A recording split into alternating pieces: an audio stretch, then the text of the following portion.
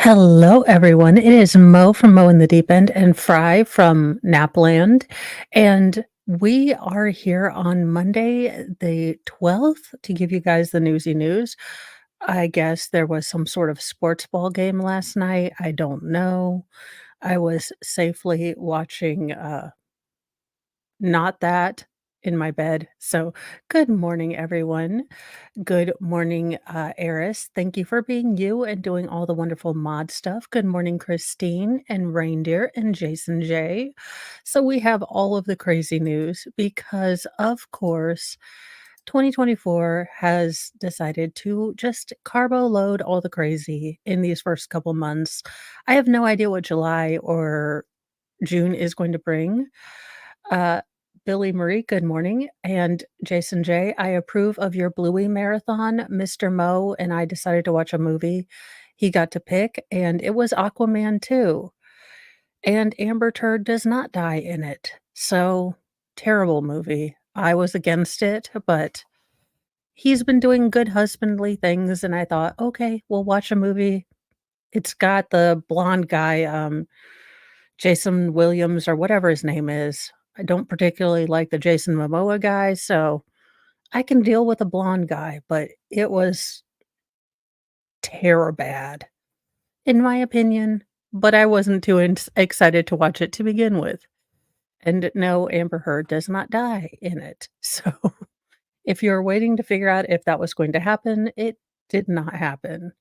Our first news of the day, apparently Joel Olstein's, semi-mullet offends more than just me, to the point that an armed woman wearing a trench coat walked into Joel Olstein's bajillionaire church with a small child as a human shield and opened fire.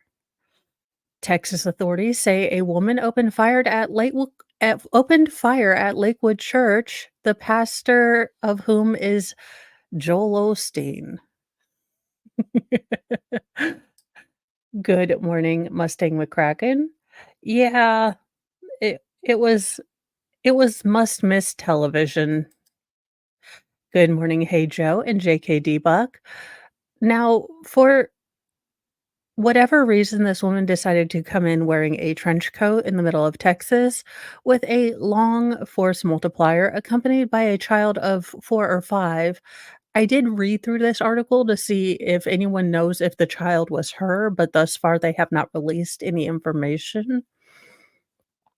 And she started opening fire as soon as she entered the building, Police Chief Tony Feiner said. Now, this was between services. Uh, at one point, this woman did claim that she had a go boom device, if you will. Yeah, trench coat in Texas. I'm sorry, but I do believe we can profile just a little bit. She also sprayed a substance on the ground, the chief told reporters. An off duty agent for the Texas Alcohol Beverage Commission and an off duty officer for the Houston police were there and did end up unaliving her.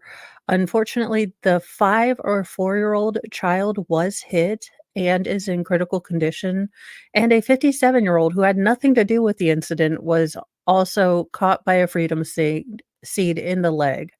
Hello, Sal. Uh, so it could have been a lot worse. There were no, homemade go boom devices in her backpack. I cannot believe the words that I have to use because YouTube will let CNN or NBC say certain things, but if you as an independent channel say something, it is all bets off. So, as far as we know, there are no ideas as to why she started this other than, like myself, she is very offended with his curly mullet.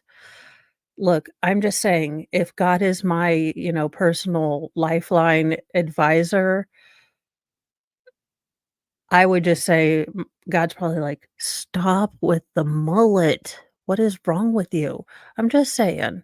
I have many thoughts about this. But it does seem a little odd. It does seem odd that even local churches that I know, I mean, this is the time that we're in. Local churches I know have had to take sort of into consideration what they're going to do for safety if someone comes in and does something insane. Thank you, Debbie W., for the 5 gifted memberships. I even have everything pulled up. I am like Monday ready this morning. So those were gifted to Jason J., Mustang McCracken, Sal, and Farrell, and Mats.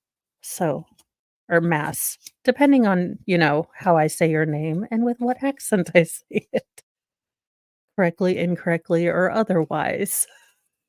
So thank you, Debbie W. Let me write those down. So it does worry me, the sort of culture that we have now, that this is something that we actively have to plan on for churches. I mean, even my local podunk, like 5 people go to church, has now had to think, well, what do we do if someone comes in with a force multiplier? Which I guess everywhere has had to think about that, but still. Look, I get being offended by Joel Osteen's haircut too, and his, preaching. I don't know what he preaches, but he just kind of bothers me, so I don't really pay attention to him.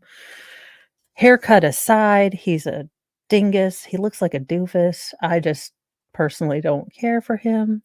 I know a lot of people do though, so hey, I never tell you who to like. I just think that if I had God on a personal, Telegram instant messenger, I would not also still have a mullet, but that's just me. If I had all the money in the world, I would not still have a mullet, but these are things that get me Twitter pated versus regular people. I can never understand it.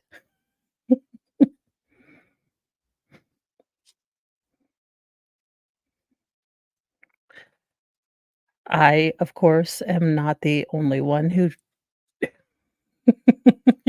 Good morning, AC's Wildflower and Squid Pro Quo. So that is our first story, and then we go to a man tied to one of New York City's most infamous cop slayings is denied parole. Quote, no redemption for those who unalive police officers. Yeah, I do kind of get that as a general concept, at least from people who tend to be a little bit more religious than I am, which is just about everyone. So,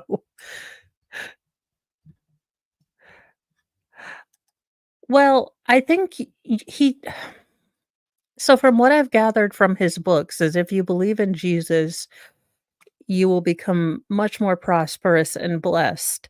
And that is not at all what any of the books in the Bibles actually well, Bibles or Bible, any of the books therein kind of promises you a life of strife and, maybe possible sacrifice and other things.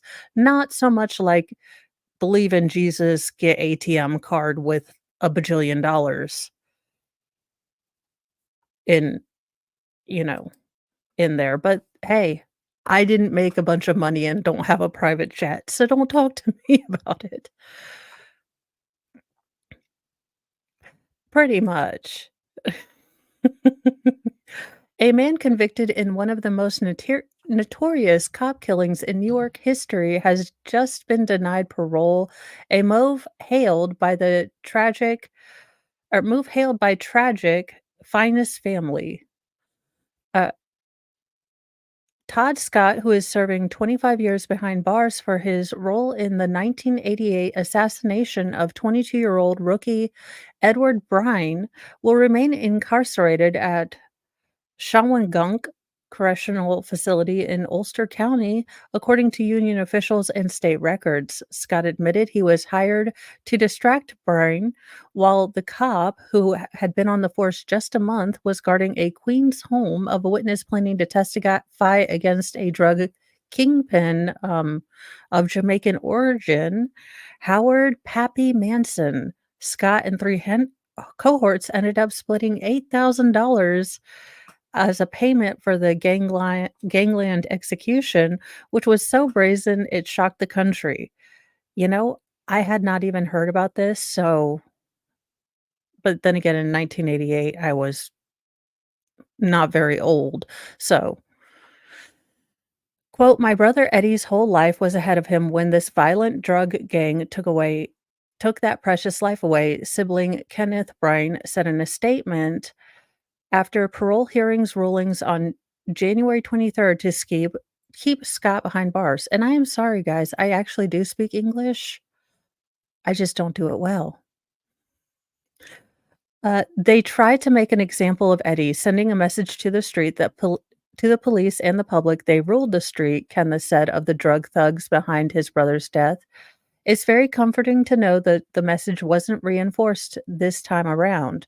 The best way to honor my brother's sacrifice is to keep showing that there is no redemption for those who kill police officers. Uh, Police Benevolent Association President Patrick Henderday added a statement. We are relieved to learn that this vicious cop killer will remain behind bars for now, but our work isn't done.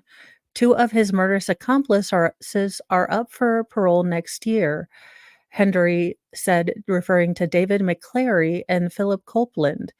We need New Yorkers to keep sending the message to the parole board. If you murder a New York City police officer, you must live the rest of your days in a prison cell.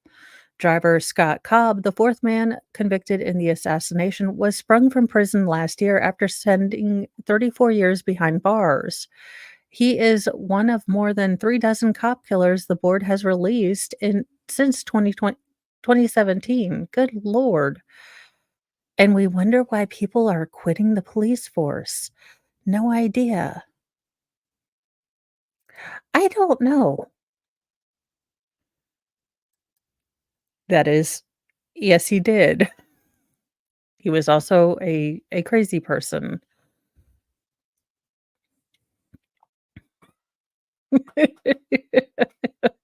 Well, crossbows must be figured out and made sure to be legal.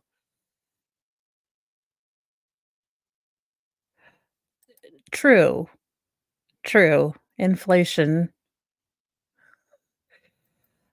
In our next plague to be worried about. I did go ahead and reread this because I wanted to make sure at first I wasn't pulling out, a bunch of scare porn. But listen, y'all, Alaska pox tend to only be in Alaska. Alaskan health officials are confirming the state's first fatal case of pox, a recently discovered viral disease. So, does anyone have Alaska giving us our next plague on 2024's bingo thing? An elderly, immunocompromised man from the Kenai Peninsula off of South Anchorage passed away while undergoing treatment late in January, the Anchorage Daily News reported. He is one of only 7 reported Alaska pox infection. I wanna say Alaska pops, but I'm not sure that would make a great cereal. Said an announcement, "People should not necessarily be concerned, but more aware," said Julia Rogers, a state epidemiologist. "So we're hoping to make clinicians more aware of what Alaska pox the virus is so that they can identify signs and symptoms." There we go. You know, Kenai, sorry. Everyone, as you know, I don't pronunciate things at all, let alone even things that I should know. But I will try better. Look, I watched Brother Bear at least twice, mostly for the Phil Collins songs, but I watched it at least twice. The double-stranded DNA virus, which comes from the same genus as smallpox, monkeypox, and cowpox, was first identified in an adult in Fairbanks, Alaska in 2015. It's most common in small animals and mammals like voles or shrews. The fatal case is the first identified out of Alaska's interior, and it took months to diagnose as Alaska pox.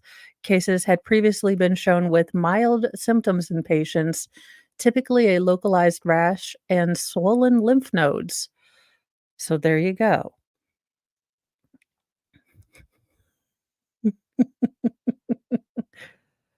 Other patients who had been diagnosed with the virus did not require treatment, but they all had healthy immune systems.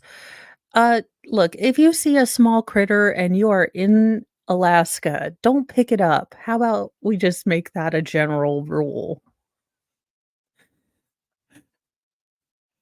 Good morning, Wolfram and Phoenix Fire and Nunya.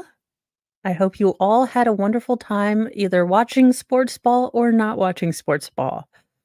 The man who passed away lived alone in the woods and reported no recent travel. Officials say it's possible he could have gotten Alaska pox from a cat who he lived with who frequently hunted small mammals and scratched him when his symptoms started, but the cat tested negative for the virus.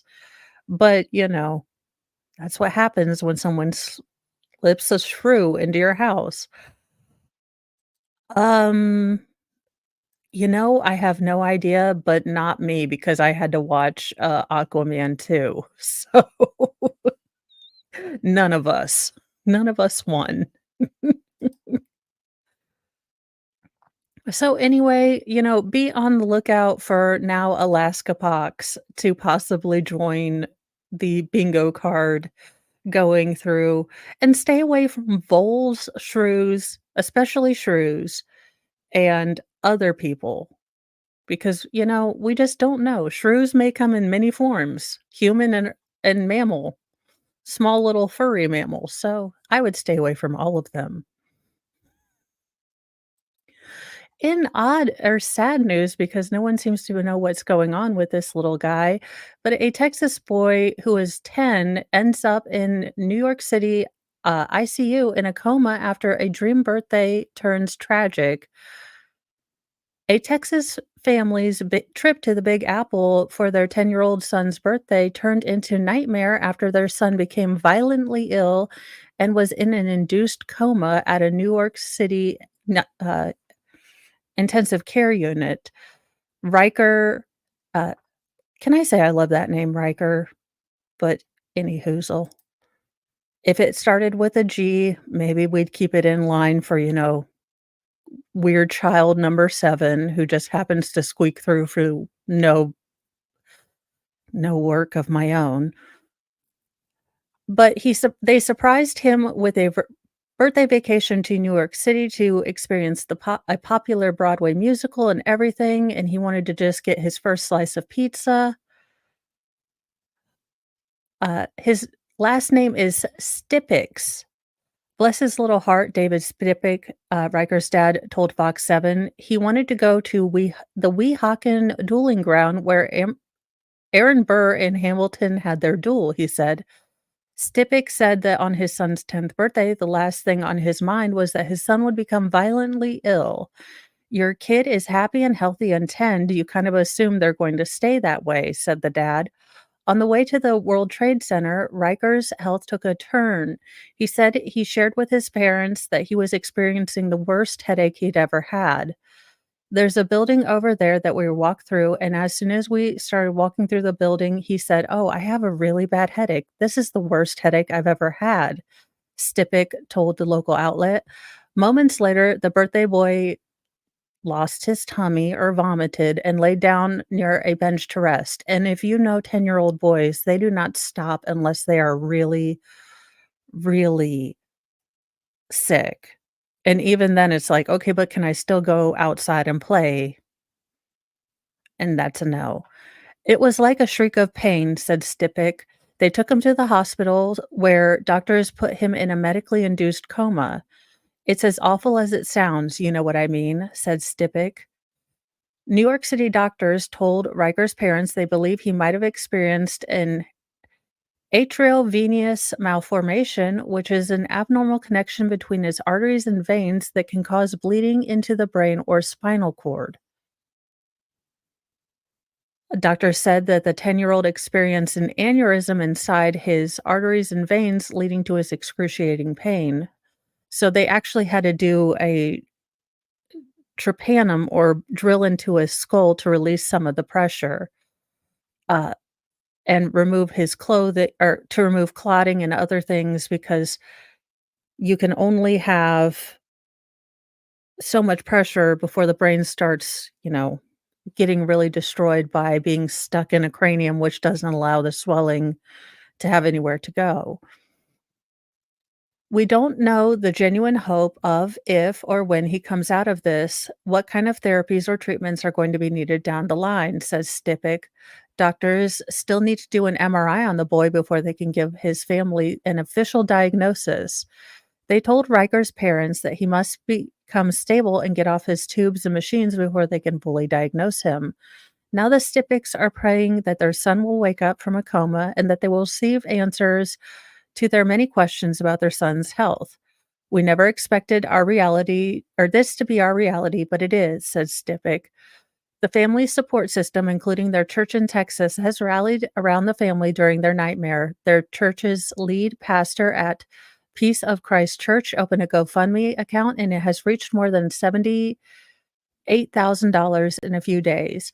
We don't have the words to say thank you, but everyone outside the words thank you. So there you go. I hope that they're able to figure out what's going on with this little guy. I mean, I can't imagine getting to go do something really, really fun and great for your birthday with your son, and then to be out of your comfort area, away from the doctors that you know and trust, and all the health systems that you kind of know, and then have to basically upend everything to realize, okay, we need this, and this done. I can only imagine how terrifying that is, so I hope that they are able to get his inflammation under control and,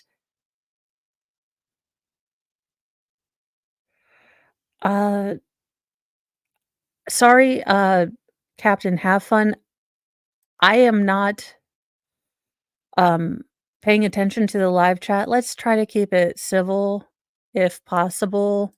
You guys, look, I have 6 children, I don't wanna have any more 7th, uh, but, you know just look, I will turn this chat right around and I will make you all watch freaking My Sister's Keeper with me and watch me ugly cry when the little, just I'll make y'all have to watch girl movies with me all day. Anyhoozle, speaking of girl movies, maybe we don't all need, you know what? Maybe feminism is right. We don't need men. Uh, hey, it could happen. I will make you watch Aquaman too. Don't make me do it. I don't wanna have to sit through it, but I will make you do it. But female stingrays can do it all by their own selves. Thank you so much, Eris. We can female stingrays can become pregnant, and they don't need no man. One North Carolina aquarium is looking to solve the mystery of how a female stingray was solely pregnant. Interesting. The aquarium and shark lab by Team Eco is located in Hendersonville, 103 miles away from Charlotte. The staff there say a female stingray is expecting pups, but there's one problem. The aquarium has no male stingrays. Are we sure? Because I'm pretty sure that, maybe they didn't check them quite, like you're supposed to be able to check chicks or what have you, I don't know. Look, I'm not a stingrayologist, but perhaps they are able to do that. Asexual reproduction is common in stingrays, then what's the big deal? Research has shown that animals like stingrays have the ability to asexually reproduce when there's a lack of reproduction for that species. First, you should know that parthenogenesis, an asexual reproduction of an organism in which the female produces an embryo without a male present to fertilize the egg. So there is a way. There is a way, because nature finds a way. Okay, wait a minute. Who asked this question? The female stingray could have been impregnated by a male shark? Are do what now? The Hendersonville Aquariums tells Fox Carolina that they were afraid their female stingray named Charlotte had cancer when she began to swell. In order to confirm or deny their suspicions, an ultrasound was conducted. The results revealed multiple growths within her body that were later proven to be eggs. The aquarium found bite marks on Charlotte, a common sign that are left on mating sharks. So we're gonna have a look, I'd pay to see that mutant pup.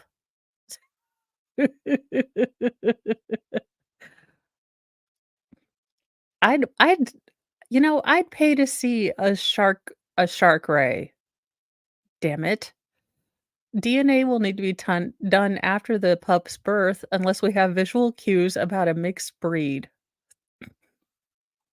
This is how they get you. I knew Alex Jones was right, they're making hybrids. This is in the Hendersonville Aquarium, but JKD Buck, I am willing to go to the Newport Aquarium too. I'm willing to go to all aquariums, all aquarii. I'll be an Aquarius. Good morning, Flash fan. You know, apparently going naked during sports ball is unlegal. See if we can get the naked guy going. Come on, nakedness. Eh, we got a streaker. 2 people were arrested during the, big old Super Bowl, but I thought it was just another Taylor Swift concert, so I was like, "Nope, I'm done." During running on the field for Super Bowl 2024, Las Vegas police told KLAS-TV, they ran onto the field during the 3rd quarter of Sunday's game at Allegiant Stadium, partially streaking in the process. Though the CBS broadcast did not show them, video of one of the streakers emerged online. Oh, well, we didn't get to see dangly bits and he has pants. I'm sorry, male top nudity is not as impressive. He was shirtless and wore white pants and didn't get very far before being corralled by security and removed from the field. Chiefs overcame an early 10-point deficit and beat the 49ers in a 55 or 25 to 52 game in overtime. I don't know, I guess they played, paper, rock, scissors at the end. I don't know. But again, this is not a streaker, this is just a dude who lost his shirt. If I don't see a bits of flapping, then that's not a streaker. Amateur. Fry's like, "I streak better than that, look." Fry's like, "I win."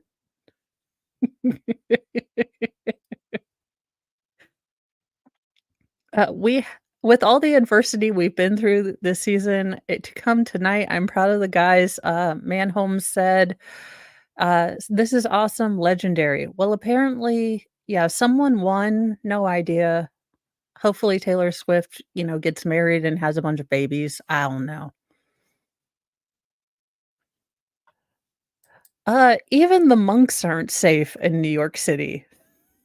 Don't I never thought I would have to say people robbed a bunch of Buddhist monks, but apparently that's what happened. Good morning, Annabelle. Buddhist monks robbed at gunpoint after thieves break into the back door of a Brooklyn temple. A group of monks were robbed at Force Multiplier Point after 3 perps broke into a Buddhist temple in Brooklyn Sunday afternoon. Apparently, they also were not watching the Super Bowl. A trio of male suspects forced their way through the back door of the Wat Shamaki Dahamakram Buddhist temple around 2:30 p.m. in Flatbush before they confronted 4 monks inside. Hey, just to note for you guys wanting to steal stuff, monks are generally not known to have a bunch of money. Just throwing that out there. Now, Joel Olstein, on the other hand, not that I'm improving of any sort of raids to get money, but I'm just saying, monks not known to be the most rich people in the entire world. One of the suspects flashed his weapon as the robbers took off with personal property cash, authorities said. It was not immediately clear how much money was stolen or what items were swiped. The suspects fled on foot north to Rugby Road, according to the NYPD. Good morning, Kaiser. Nice to see you. No injuries were reported, no arrests have been made as investigation is ongoing. Investigators were on the scene into Sunday evening. The Buddhist temple serves mostly the Cambodian community in New York and New Jersey, according to the website. The location was purchased in 1987. So there you go. Again, why are we why are we robbing monks? Um More bad news for the guy who just took a flying leap and didn't show those skills at the, sports ball combine. You are fine, Kaisers. We all sometimes need to do real life stuff instead of internet stuff, which is upsetting because the internet should really respect that we'd rather not do real life stuff. So, man who attacked Las Vegas judge showing his, at least 6-foot vertical leap with a short distance. Again, sir, you should have tried out for the combine. Uh, an attack to Nevada judge during sentencing hearing in Vegas last month was captured on a courtroom video. Of course, it's all viral. Now, the problem is that his new indictment is for attempted murder, and it alleges that Redkin attacked Hothus by grabbing her, pulling her hair, and placing his hands around her throat. Now, if this is something that her clerk of court will be able to testify to, I don't see how he doesn't get away with this. I don't think this is something that they are going to let stand as just an assault or, a slap on the wrist type thing because of the and I know I'm not using this correctly because precedent would only be, you know, given if it were an appellate court issue, but the government is not going to allow people to jump over and, try to engage in fisticuffs with elderly judges. So, while he was sentenced to 4 up to 4 years in prison by that judge later in that week, his new indictment could be significantly higher. So, the lawyer who represents the defendant at the initial hearing did not return any sort of, request for comment. However, his foster mother and his older sister told reporters outside of the court last month when they were trying to explain this behavior away that he was diagnosed with schizophrenia and bipolar disorder, though the court records competent to stand trial means that you can understand and work with your lawyers. So he was, found competent to stand trial.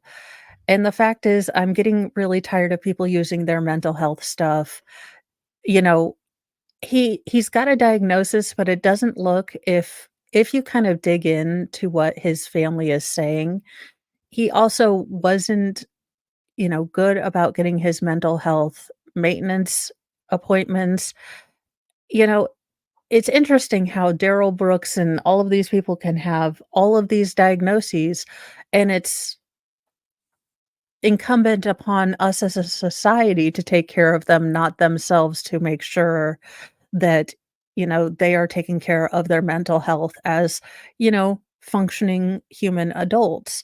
No, once it comes to light, we are asked to, what should we have done collectively as a society? And I'm like, you're his foster mother. Did you not take him for treatments? And again, I understand that there are sometimes, life and monetary things that keep you from doing that, but I'm getting a little bit tired of this because if I have to, take care of this and now I'm gonna be personally liable if my kids do something, as per the Crumbly case, then these parents should be held liable because they didn't give him the mental health that he so desperately needed, apparently. I mean, are we gonna start doing that? Because I'm getting a little bit tired of people throwing these things out there and then there's no accountability. Before a California bomber killed his ex-girlfriend, his wife died a mysterious death, officials said. Stephen Beale, who was sentenced to life for the 2018 blast, has never been accused of a crime in the death a decade earlier, but officials say he failed to cooperate with the investigation. Stephen Beale was sentenced to life in prison last month over what authorities described as a horrific act of violence, a exploderating at his ex-girlfriend's Southern California spa that killed her and seriously injured 2 customers. The 2018 death of oh, this is gonna be a bad one. Ildiko Kranaik?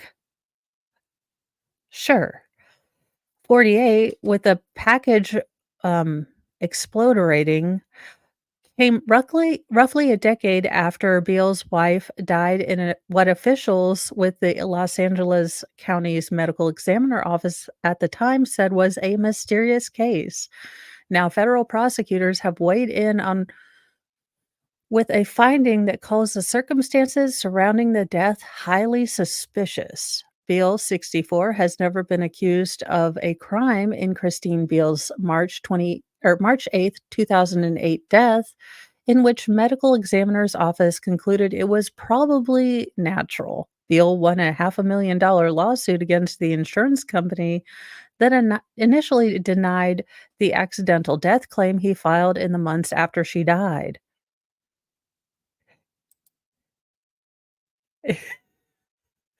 No, it was the victim's name, which is why I felt bad. I wanted to do at least give her the respect of trying not to butcher her name terribly. Bobby. I generally don't care about the dingleberry criminals, but I try to, at least give the victims as much respect as I can when I can, but some names I'm like, "That doesn't even look like there's a consonant in there or a vowel. What am I supposed to do here?" But in the January 5th filing, prosecutors with the U.S. Attorney's Office for California Central District pointed to several factors in Christine's death, including elevated lead levels in her body during a toxicology analysis and her husband's quote unquote failure to cooperate with medical staff. They make the allegation in a filing that urged the judge in the exploding case to consider the death as she determined Stefan's present prison sentence. During the January 19th sentencing hearing, U.S. District Court Judge Josephine Staten said she would not take Christine's death into account in her decision. She called Stefan's crimes targeting uh, Krajicek calculated and chilling, and the sentenced him to life in prison plus 30 years for 4 other felony charges, including use of a weapon of mass destruction resulting in death. He is set to be sentenced this month in a separate case in which he pled guilty to wire fraud and other crimes after failing to report hundreds of thousands of dollars from his wife's estate and fraudulently obtaining insurance benefits and Social Security payments. At a certain point, can we just say, "Look, you have life plus 30 years. We're gonna" we get the financial crimes, we get it, but come on now. In the bombing case, Stefan has maintained his innocence and is appealing his conviction. Blanco, who is representing him in that case, said her client had no reason to target his ex, and much of the government's evidence was quote unquote subjective. Stefan and Chris or Stephen and look, his name is Stefan now, just whatever. And Christine's oldest child, Charlene Brown, told Dateline the possibility that her father, a former executive consultant who built model rockets as a hobby, unalived her mother, never crossed my mind. End quote. Her parents had a strong marriage, she said, and her mother's death was a complete accident, a horrible and tragic one.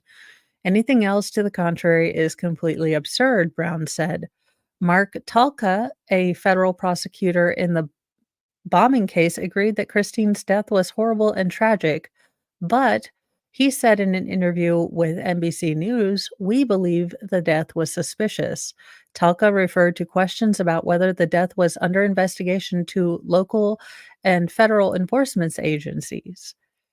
The FBI spokeswoman referred NBC News to the Long Beach Police Department. A spokesperson for the police department said detectives previously investigated allegations that Christine had been poisoned and found no evidence to support the claim. The fall that the Browns believe led to the mother's death occurred on February 16th, 2008, while Christine and What's His Face were carrying a piece of furniture down a flight of stairs in their Long Beach home. Did they pivot? She said that, What's His Face was holding the top of what the insurance lawsuit described as a 49-pound table. Christine, who was 48 at the time and in the best shape of her life, according to Brown, was below. They lost their balance, Brown said, and her mother fell halfway down the one-story set of curved, carpeted stairs. The furniture landed on her abdomen, then the dad fell on top of the pile. After the fall, Christine was in excruciating pain, Brown said, and the father took her to different doctors in the weeks that followed. Brown said her mother was never accused her husband of acting intentionally or pushing her down the stairs. According to the coroner's report, those visits revealed contusions and bleeding. Christine reported fatigue, constipation, and other symptoms on March 8th. After several days of vomiting, Christine was pronounced not alive at Long Beach Hospital. My unmedical guess is that she perforated one of her internal organs, which led to sepsis. But and the autopsy said it was pancreatitis. Who knows? The guy is already on the hook, though, for exploding a spa. Can we just be done with it? And an update to one of our most bestest, newest, textiest judge. I have also faltered. Judge resigns after sending wild text messages about genitals. Are you here this morning? I guess not. It might be too early in the morning. Boring testimony and pretty cops during murder trial. Aw, she too has faltered, guys. I mean, who among us hasn't wanted to send ridiculous text when they're a judge? Oh, that's right, people who wanna keep their job. An Oklahoma judge who, during a murder trial, texted her bailiff over 500 times, including making crass remarks about the district attorney's genitals, has resigned. You know that genitals part is new. We didn't hear about this before, or at least I wasn't paying attention because I would have remembered that. Rather than face a trial that was scheduled to start Monday, the court records show that Lincoln County District Judge Tracy Soderstrom agreed to step down from the bench immediately and not to seek any further judgeships in the state. She's like, "No, that's okay. I've looked at Indiana, and apparently to be a lady judge, you don't have to be really any good at all. Judge Gull, I'm looking at you, Chica. You're making us look bad." I quote, "I promise to uphold the Constitution in a fair, even-handed, and efficient manner," Soderstrom wrote in part of her resignation letter, CBS News reported. "I believe I've done so. However, being human, I have also faltered." During the press conference, Soderstrom acknowledged sending text messages during the trial and that it was wrong. Quote, I texted during trial. It doesn't matter if it was a traffic case, a divorce case, or a first degree murder case. I texted during trial and that was inappropriate, Soderstrom said, according to local ABC affiliate KOCO. An investigation concluded that Soderstrom was not paying attention during the jury trial and apparently came to the conclusion that the defendant was innocent of murder.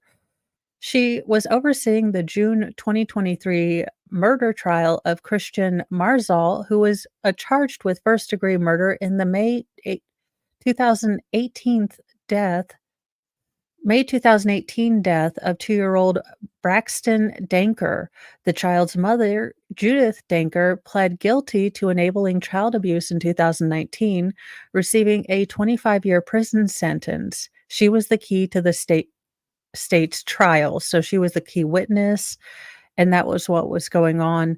But Soderstrom contended at Friday's press conference that she did not give up her impartiality during the trial. Sure you did.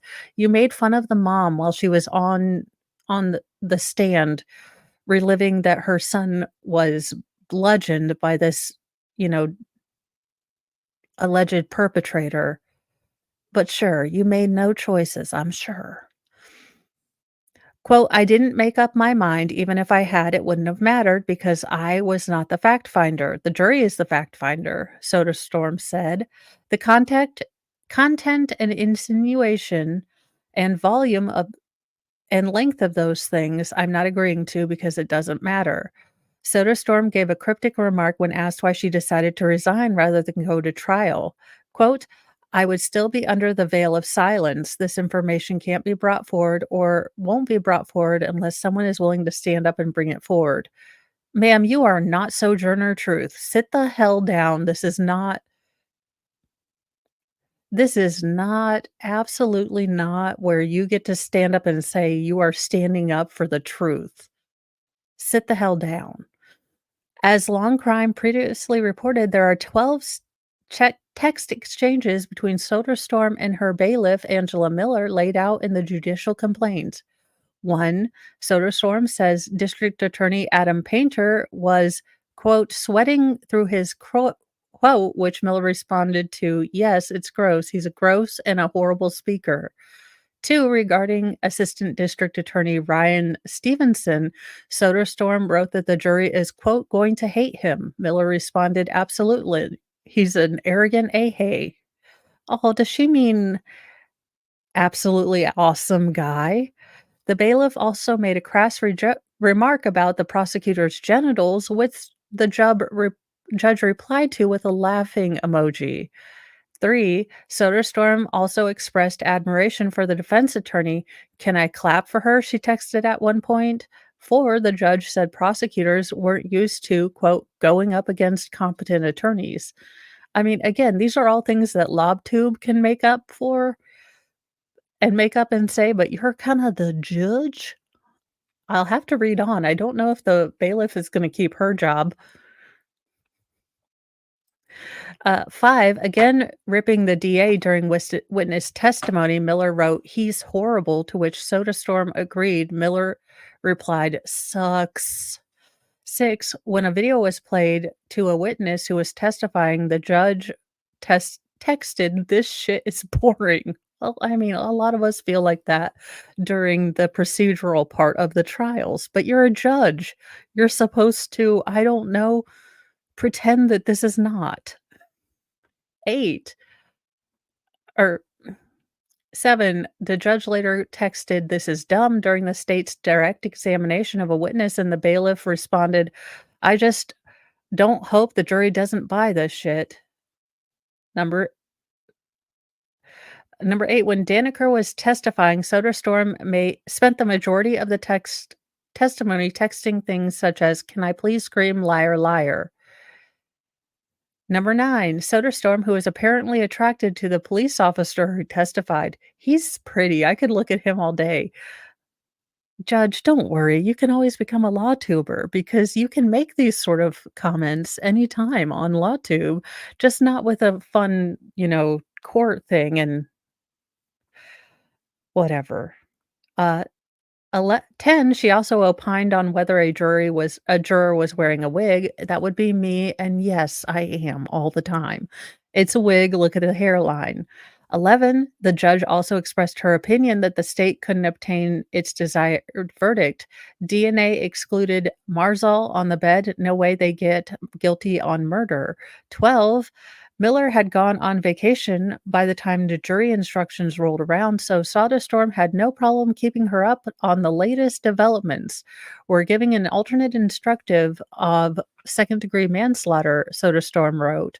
Miller responded, but no, just enabling child abuse? He didn't unalive that kid. Soderstorm said she'd rather give the second-degree manslaughter instructions because it carries a 2 to 4-year sentence instead of the 25 to life, enabling child abuse requires. Ah, the bailiff. This judge, oh my gosh, come on stream, ma'am. We promised only to slightly roast you. Look, I make no promises about not going to roast you, but at least only slightly. Just a very light sear on either side, mostly raw. It's bad because I can almost see myself agreeing with and I have said similar things on law tubes. But again, I am not a judge. No one elected me to be fair and balanced. I will definitely have to reach out to her, see if she's, willing to come online and play Wheel of Wigs with me because I think that would be awesome. But she is look, she's one of these women that she gets into this thing and she's like, "I am the first lady to ever be here," and then immediately goes and does something for which the rest of us uterus havers have to be like, "Oh, for the love of all that is holy." Look, she is not part of our club. She doesn't even go here. Like, we don't even want her to be in our club. It's not our fault. In the oddest news I have ever seen, and I had to get Mr. Mo over here because I did not realize that mummified monkeys were a big tourist thing or smuggleability thing, but a Customs and Border Patrol agent dog sniffs out something unusual in a passenger's luggage. Mummified mummies or monkeys. Monkeys that are mummies. What? I can understand blow, I can understand Colombian marching powder, I can understand I can understand all sorts of illicit, you know, toys and things that are not allowed in the United States for various safety purposes, but monkeys that are mummies? What are we doing here? A U.S. Customs and Border Protection dog sniffed out something unusual in luggage from a traveler returning from Africa. Mummified monkeys. Look, or you could have just gotten a t-shirt, but, a passenger returning from a visit to the Democratic Republic of Congo reported that the luggage contained dried fish. Also, I have questions. I mean, but an inspection at Boston Logan Airport revealed dead and dehydrated bodies of 4 monkeys. Because how can we have 12 Monkeys, the movie, unless we have at least 4 on hand? What in the actual schmel? The traveler said he'd brought the monkeys into the US for his own consumption.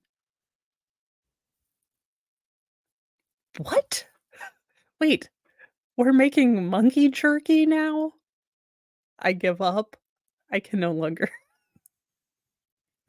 Raw or minimally processed meat from wild animals, sometimes referred to as bushmeat, is banned from the US because of threat of disease. I mean, y'all, monkey jerky, I need all of I need all of this to You guys, no joke, was I laughing my entire chesticular region off yesterday when I saw this because I picked it up yesterday? The answer was yes. Yes, I was. I was laughing my boobs off because I'm like, "Who the hell brings mummified monkeys just home for a snack?" Like, "Look, no, you're Border Patrol agent guy." I wasn't gonna share it with friends. I was just going to eat it myself. I I can't. It's it is only so much of what I can only imagine is all the crazy. So, there you go, if you had, monkey jerky on your bingo card, and I'm going to work on some bingo Newsy News, merch at some point. I have to get all stuff printed out for taxes. All this is making me think of is Futurama with yes, Flux. Someone coming back from the Democratic Republic of Congo decided that they were going to, look, just for personal use, they just wanted no, it's not Bubbles, it's, bush meat, and he wanted to just bring it home to snack on his own. It was about 9 pounds or 4 kilos of bush meat, and I'm hoping they give the monkeys proper funerals. I don't know what we do, but this feels very, uh, Lion King. I feel like we need Circle of Life music going on. But there you go. There we have it. That is all the news. So remember, children, don't bring monkeys home from the especially mummified ones. For, your own snacking abilities. Do not try to go into Texas with a trench coat, even if it's Joel Osteen's church. There's gonna be some, retired cops there somehow. And don't rob Buddhist monks for the love of all that is holy. I think we can sum up this day as, Taylor Swift who? Because we have mummified monkeys, alright? I am sending you guys over to, Broken Baker, and they are I believe Kayla, Adam Montgomery's wife is supposed to be or ex-wife is supposed to be back on the stand today. I hope she's done with her, migraine or nodding off or whatever allegedly was supposed to be going wrong. But there you go. Have a wonderful day, and I will see you guys, possibly later on today or this evening with Newsy News. I am trying to get a couple more things done and other videos, but I have to print out all receipts for all the tax stuff. So, daggone it. Dang taxes. I will see you guys in a little bit. Bye, guys.